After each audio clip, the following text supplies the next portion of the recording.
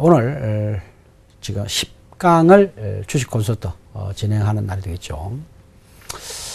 오늘은 우리가 지난주에는 우리가 거래조도라든지 또는 용어와 관련된 이런 이야기를 쭉 했었는데요. 오늘은 파생에 관한 특징에 관해서 진행하는 날이 되겠습니다. 오늘은 매우 사실 중요한 날입니다. 왜 그러냐면은 우리가 선물 옵션을 하시는 많은 분들이 실제로 기술적 분석을 통해서 선물을 샀다가 팔았다가 단기 매매를 통해서 선물의 이익을 많이 보는 그런 매매를 많이 하고 있습니다만은 실제로 선물 시장을 이해하는 데 있어서 큰 흐름은 우리가 잡지 못하고 너무 단기적 매매에 따라서 움직이다 보니까 실제 이 시장을 잘 이해 못하는 분이 많이 있습니다. 파생 쪽에 5년, 10년 이상 거래한 사람들도 이 시장의 메커니즘 자체를 이해 못하는 그러한 우를 범하는 경우가 많이 있습니다. 그래서 오늘 파생의 특징, 이걸 통해서 파생이 어떤 식으로 움직이고 있는지를 알 수 있는 그런 계기가 될 수 있을 거라고 저는 믿습니다. 같이 10강을 같이 한번 보도록 하겠습니다. 자, 파생상품의 특징이죠. 오늘 우리가 진행될 내용은 파생상품이 어떤 특징을 갖고 있는지 이것을 우리가 보도록 하겠습니다. 자, 파생은 먼저 레버리지 효과가 있다 이렇게 보고 있는 거죠. 레버리지에 대해서 같이 이야기를 하도록 하겠습니다. 레버리지라는 것은 지렛대를 의미하는 레버에서 유래되었다 이렇게 볼 수 있겠네요. 지렛대의 원리라는 뜻이죠. 지렛대라는 것은 역시 지렛대만 있으면은 우리가 어떤 중심점, 힘을 주는 중심점에 따라서 우리가 얼마든지 아무리 무거운 물건이라 하더라도 지렛대를 이용해서 올리기는 아주 쉽죠. 그것이 이제 지렛대 원리다 이렇게 보면 되겠습니다. 그래서 이제 레버리지라는 말이 나왔다 이렇게 보면 되겠습니다.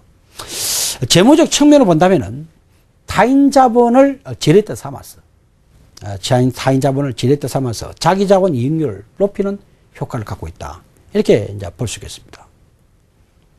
그러니까 레버리지 자체는 그래 볼 수 있겠네요. 레버리지 자체는 꼭 내 돈만 갖고 하는 것이 아니라 똑같은 상황에서 남의 돈을 빌려서 우리가 더 큰 수익을 놓을 수 있다면은 우리가 재무적 측면에서는 그것을 우리를 레버리지다. 그러니까 일시적으로 부채를 사용해 가지고 이익을 더 크게 증가시키는 효과를 가지고 있다. 그러니까 쉽게 우리가 돈을 벌 수 있는, 그죠? 이런 시스템이다. 이렇게 보면 되겠죠. 물론, 레버리지 자체가, 우리가 부채를 사용해서 돈을 많이 버는 이런 시스템이다 보니까, 경우에 따라서 잘못된 잘못된 판단에 따라서는 레버리지로 해서 크게 우리가 손을 볼 수도 있겠죠. 막 그런 부분들 같이 우리가 또 공부를 해보도록 하겠습니다. 어쨌든, 레버리지라는 것은 타인 자본을 지렛대 삼아서 어떤 자기 자본 이익률을 높이는 효과를 갖고 있다. 이렇게 볼 수 있겠습니다. 자, 한번 보도록 하죠. 자, 만약에 이렇게 보도록 하겠습니다. 자기 자본이 100억이 있다. 내 돈 지금 100억이 있다. 이 이야기죠. 자기 돈 100억이 있다. 그리고 순이익이 10억은 난다. 그러면은 내 돈에 대해서 이익률이 약 10% 정도 수익이 나겠네요. 그래도 보면 되겠습니다. 그런데 밑에 내용을 보죠. 자기 자본이 50억인데 타인 자본, 남의 돈이 약 50억 돈을 빌려왔다는 이야기죠. 총 100억 가지고 우리가 영업을 한 거죠. 근데 수익이 10억은 이익이 났습니다. 그러면은 내 돈을 기준으로 봤을 때는 어떻습니까? 50억 기준으로 봤을 때는 10억이라는 이익이 났기 때문에 약 20% 수익이 난 거죠. 똑같은 상황 같으면은 우리가 50을 가지고 내가 20% 돈을 버는 거고 위에 같은 경우에는 100억 가지고 돈 10%를 버는 거죠. 그렇습니다. 그러니까 레버리지라는 것은 남의 돈을 활용해 가지고 돈을 더 벌 수 있는 이런 것을 우리가 레버리지 효과다 이렇게 이제 볼 수 있는데요. 물론 이제 레버리지 자체가 이루어지기 위해서는 어떻게 되겠습니까? 내가 빌려왔던 그 돈의 이자보다도 더 큰 수익이 나야 되겠죠. 더 큰 수익이 나야겠죠. 내가 빌려올 때 이자는 이렇게 빌려가지고 이자 비용이 나가는데 이자의 비용보다도 내가 더 큰 수익을 내지 못한다 그러면 그런 레버리지 효과가 아니다 이래 봐야 되겠죠. 오히려 크게 망신살 당하는 그런 효과가 되겠죠. 자, 그래 볼 수 있겠습니다. 자, 레버리지 예시가 이렇게 되겠습니다. 남의 돈을 빌려서 내가 좀 더 수익을 올리는 결과를 만드는 것이다. 이렇게 이해할 수 있겠네요. 자, 파생에서의 레버리지 효과를 한번 같이 보도록 하겠습니다. 먼저 우리가 일반적으로 많이 사용하고 있는 주식 부분 한번 보도록 하죠. 주식에서는 위탁 증거금이 약 40% 정도 되겠네요. 만약 우리가 신용거래를 한다고 가정해 봅시다. 40% 내 돈이 들어가고 60% 정도는 돈을 빌려오게 되겠죠. 증거사에서 보통 돈을 빌리죠. 그러니까 내 돈을 기준으로 본다면 약 2.5배의 효과가 있다. 이래 볼 수 있겠네요. 물론 이 2.5배의 효과라는 것은 주식시장이 우리가 앞으로 좋아지게 되면 아주 좋은 결과가 나오겠습니다만은 아주 만약에 나빠지는 결과가 나온다 그런다면은 오히려 2.5배 레버리지한 것이 결과적으로 큰 손해를 만들 수도 있겠죠. 어쨌든 이것은 레버리지 효과가 약 2.5배, 내 돈에 비교한다면 약 2.5배 효과를 갖고 있다. 이렇게 볼 수 있겠습니다. 지수 선물 같은 경우는 실제로 우리가 12%의 위탁 증거금이 있는 거죠. 자, 이 부분도 좀 보충해서 설명을 해 보겠습니다. 우리가 선물에서는 사실은 남은 돈을 빌려오는 것은 아니에요. 아까 주식에서 신용해서 돈을 빌려오듯이 그런 개념은 아니고요. 다만 선물 시장에서는 우리가 계약을 하는 거죠. 계약을 하기 때문에 우리가 계약할 때 매수 계약자와 매도 계약자 간에 계약을 하게 되는데 이때 결제 이행을 제대로 하기 위해서 양쪽 다 일정한 계약금을 우리가 징구를 하게 되는 거죠. 계약금을 징구하게 되는 거죠. 그 계약금을 징구하게 되는데 그때의 위탁증거금이 얼마입니까? 지수 선물로 치게 되면 약 12%의 위탁증거금을 내야 된다. 그죠? 이전 강의를 우리가 했었죠. 매수 계약자도 12%, 매도 계약자도 12%. 이래가지고 그것을 우리가 증거금을 내놔야 된다. 이거죠. 그래야 정거래소 무난하게 결제 이행을 할 수 있겠죠. 그러니까 지수 선물 같은 경우에는 12%로 계약금을 내주고 나머지 88%에 대해서는 실제 돈을 내는 건 아니죠. 그렇죠. 내가 계약했던 물건에 대해서 실제 계약 가치에 대해서 만 1원짜리 계약을 맺었다 그러면은 계약금 12%의 금액만 내놓고 나머지 88%는 돈을 주는 건 아니죠. 88% 해당 금액을 은행에 넣을 수도 있을 수도 있을 것이고 아마 채권을 살 수도 있을 것이고 어쨌든 활용할 수 있는 거죠. 내 돈을 기준으로 봤을 때는 약 12%만 내가 돈을 계약금을 주기 때문에 8.3배 만약에 내 돈을 풀로 아니 다 한다면은 8.3배까지 레버리지 효과를 높일 수 있겠다 이렇게 볼 수 있겠습니다. 지수 선물 매매하신 분들이 대부분이 우리가 매매하다가 크게 우리가 위험하게 보는 것은 이게 뭐냐면은 시장 자체를 분석 예를 들면 올라간다 떨어진다 이 정확하게 분석이 좀 돼줘야 되는데 그런 것보다는 오히려 레버리지를 활용해 가지고 8배, 7배라는 큰 금액을 넣었다 뺐다 이렇게 한다 이거죠. 이것이 굉장히 위험해질 수 있는 겁니다. 어쨌든 제가 지금 말씀드리는 것은 레버리지 효과가 선물 시장에서는 약 정금만 내기 때문에 계약금 정금 내기 때문에 굉장히 레버리지가 높다. 이렇게 볼 수 있겠네요. 그죠? 지수선물은 약 12%의 정금이기 때문에 8배의 효과가 있다. 이렇게 볼 수 있겠습니다. 주식선물 같은 경우는 약 18%의 계약금이다. 이렇게 보면 되겠죠. 그러니까 지수선물 같은 경우는 약 18%이기 때문에 1 나누기 18% 계산하게 되면 약 5.5배의 어떤 레버리지가 있다. 이렇게 볼 수 있겠습니다. 자, 파생 레버리지가 굉장히 높다는 사실을 우리는 알 수 있겠죠. 자, 그 다음 한번 보도록 하겠습니다. 자, 레버리지 효과는 약이 될 수도 있지만 독이 될 수도 있다는 얘기죠. 그렇죠. 자, 어떻습니까? 레버리지 효과만 믿고 그냥 크게 샀다가 잘못될 경우에는 크게 우리가 위험해지겠죠. 보통 주식 투자를 했던 분들이 많은 분들이 보통 1년 정도 이래 지나게 되면은 주식시장에서 돈을 잃는 경우가 많이 있습니다. 왜냐하면 주식시장도 쉬운 영역이 아니거든요. 근데 파생 쪽으로 들어오신 분들은 훨씬 그거보다도 짧은 기간 안에 우리가 계좌의 손실이 크게 드러나는 경우가 많이 있습니다. 그거는 이유가 뭐냐면은 바로 이 레버리지 때문에 그런 거죠. 그래서 레버리지라는 것은 내가 필요로 하고 정말 시장에서 내가 중요한 시기에서는 그것이 약이 될 수 있지만 잘못된 경우에는 아주 큰 독에 빠지면서 아주 위험한 상태로 빠질 수도 있다는 얘기죠. 그러니까 레버리지 효과는 약이 될 수도 있지만 독이 될 수 있다. 그러니까 이것을 잘 사용해야 되겠죠. 좋은 기회에서는 우리가 어떻습니까? 필요에 따라 레버리지 양을 조절할 수 있겠고 좀 올릴 수도 있겠고요. 하지만 좋은 기회가 아님에도 불구하고 습관적으로 레버리지를 사용한다는 것은 매우 위험하다. 위험만 증가된다. 그래서 파생을 하는 분들이, 많은 사람들이 우리가 그렇게 이야기하죠. 거의 파생은 위험하다. 뭐 쪽박 찬다. 그런 이야기를 하는 이유가 뭐냐면은 바로 레버리지를 극단적으로 많이 하기 때문에 이런 현상이 나타난다. 이렇게 볼 수 있겠습니다. 자, 그 다음 보도록 하죠.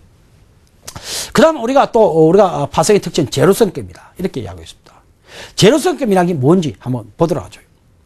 한쪽에서 발생되는 이득과 또 다른 쪽의 손실을 만약에 더하게 된다면은 제로가 되는 게임이다. 이 말이죠.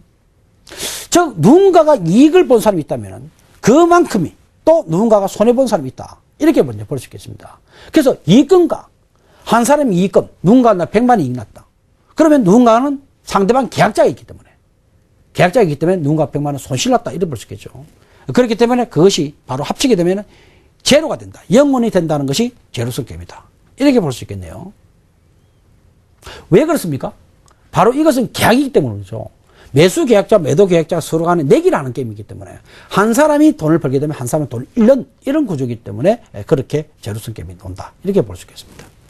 자, 그 다음 보도록 하죠. 내가 얻는 만큼 상대가 잃고 상대가 만약에 얻게 된다 그러면은 내가 잃는, 즉 성자가 독식하는 게임이다. 이래 볼 수 있겠네요. 그래서 치열한 대립과 경쟁을 가져온다. 제로성 게임은 A가 이기면 반드시 B는 지도로 되어 있는 거죠. 그러니까 성자가 다 묶는 이런 게임이기 때문에 상대방이 더 손실나게 하기 위해서 어떻게 합니까?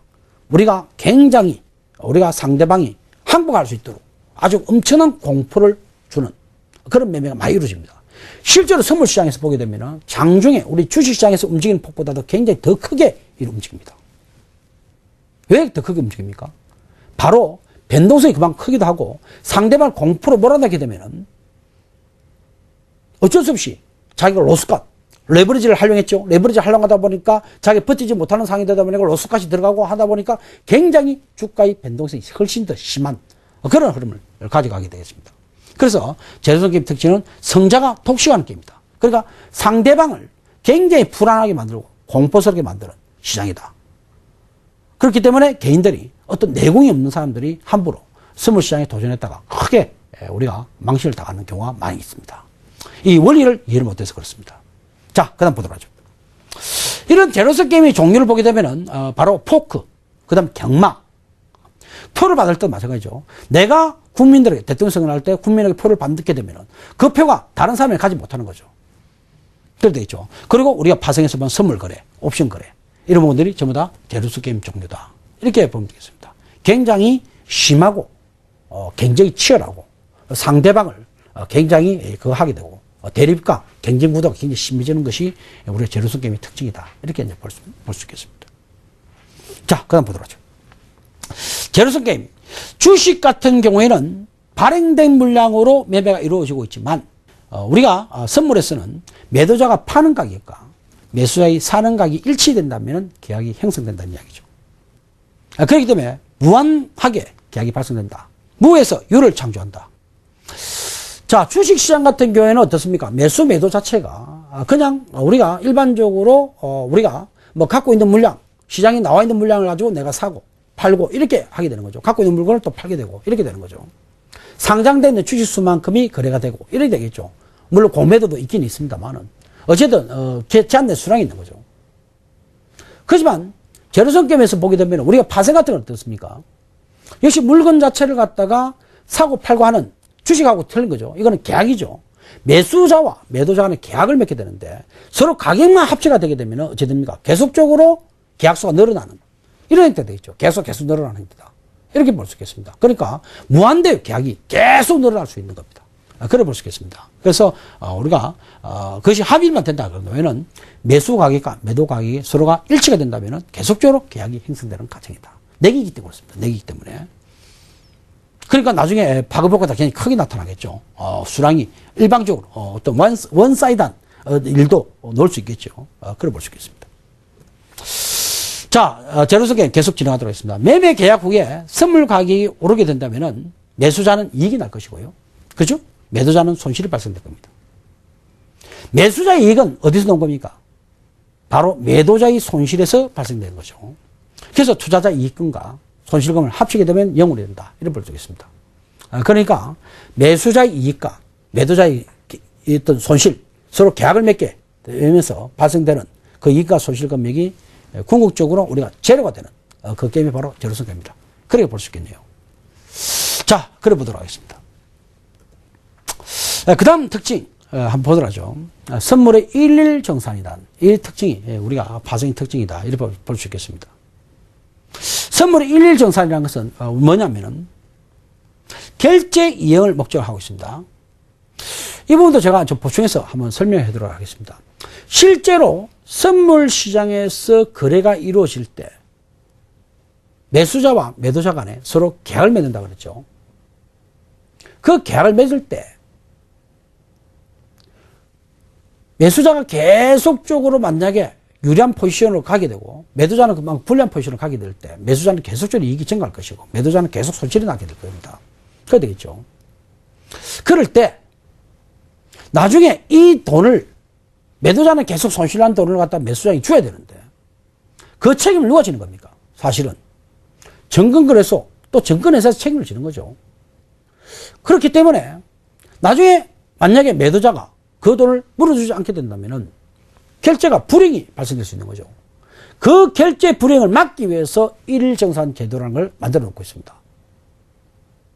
즉 우리가 나중에 뭐 한 달 뒤에 이만큼 가격 차가 났다. 그때 돈을 물려주라 그러면은 엄청난 손실 났을 때 매도자가 뻥크를 내볼 수 있는 거죠.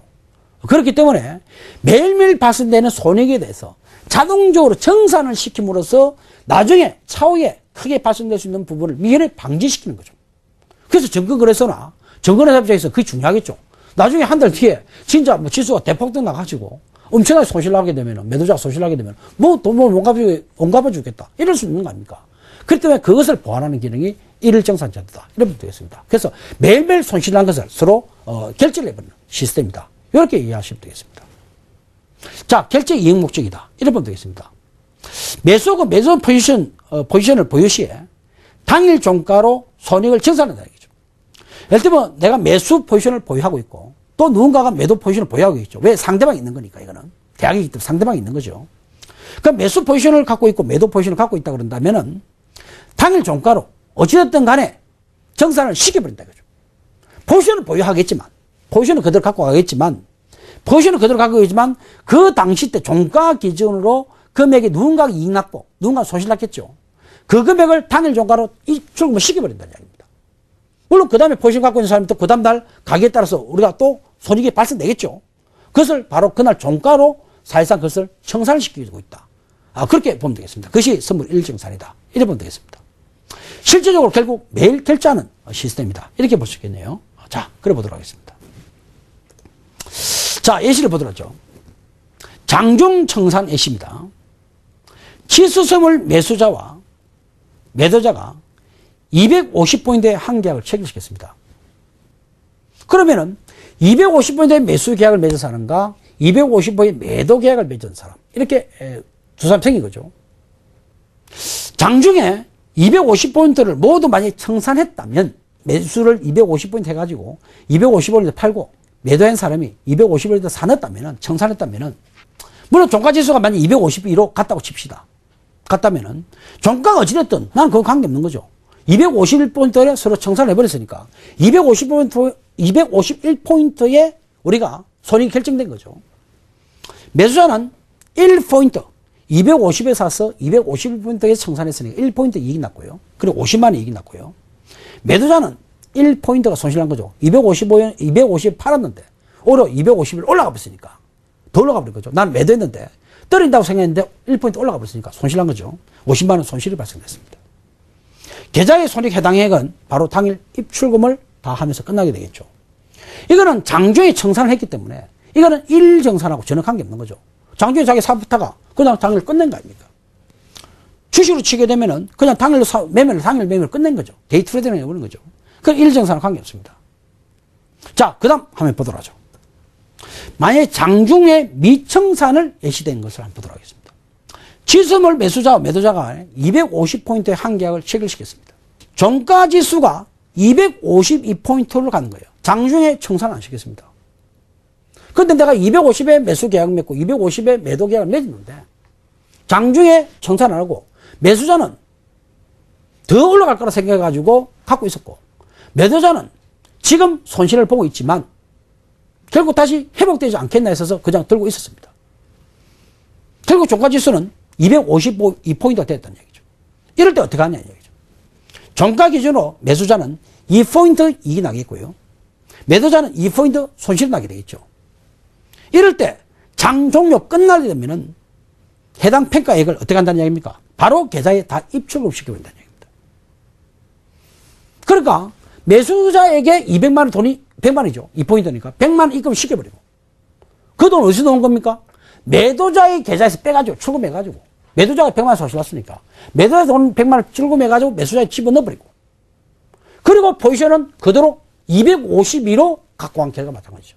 비록 내가 250을 샀지만 매수자인 경우는 250 샀지만 내가 돈을 100만 원 받았으니까 사실상 종가 252포인트에 내가 포지션을 갖고 있는 것과 마찬가지 될 것 같은 거죠. 매도자도 마찬가지죠. 250에 매도를 했지만 종가가 252포인트 되면서 2포인트를 내가 돈을 물려줬으니까 결국 종가인 252포인트에 매도한 결과로 그대로 포지션을 갖고 가게 되는 거죠. 그 다음날 주가 움직임에 따라서 또 손익이 결정이 날 것이다. 이렇게 보면 되겠습니다.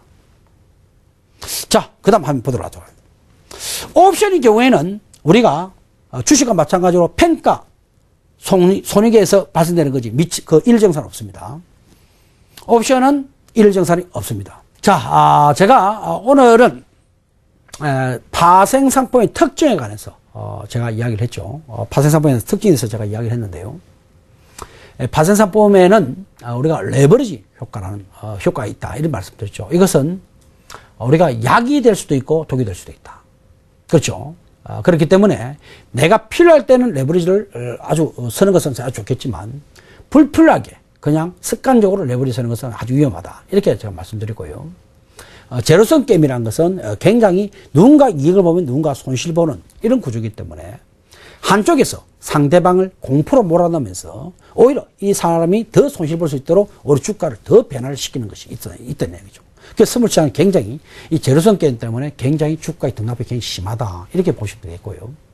그리고 오늘 또 이 선물 일정산에 대해서 있죠. 옵션에 일정산이 없다고 말씀드렸습니다. 선물에서 일정산이 있어서 당일날 사실상의 종가로 사실상의 결제라는 시스템을 해가지고 결제 이익을 보장하는 이런 시스템이다. 이렇게 보시면 됩니다. 자, 오늘 10강 파생의 특징에 대해서 공개했습니다. 끝까지 시청해 주신 시장 예전입니다. 11강에서 다시 만나뵙도록 하겠습니다. 감사합니다.